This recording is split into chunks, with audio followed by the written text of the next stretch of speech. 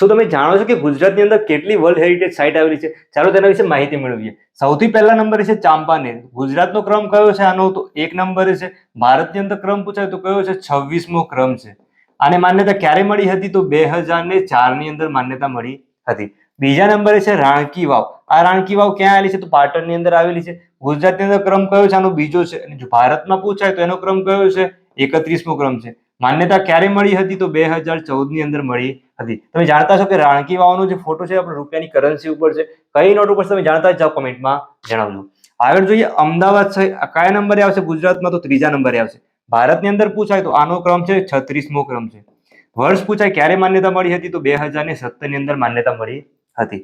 ચોથા નંબરે છે ધોળાવીરા. ગુજરાતમાં ક્રમ પૂછાય તો આ 4 નંબરે આવે છે. ભારતમાં પૂછાય તો આનો નંબર છે 40મો ક્રમ છે. આનું વર્ષ પૂછાય તો 2021 ની અંદર માન્યતા મળી હતી. વિડીયો પસંદ આવ્યો લાઈક કરી મિત્રો સાથે શેર કરજો.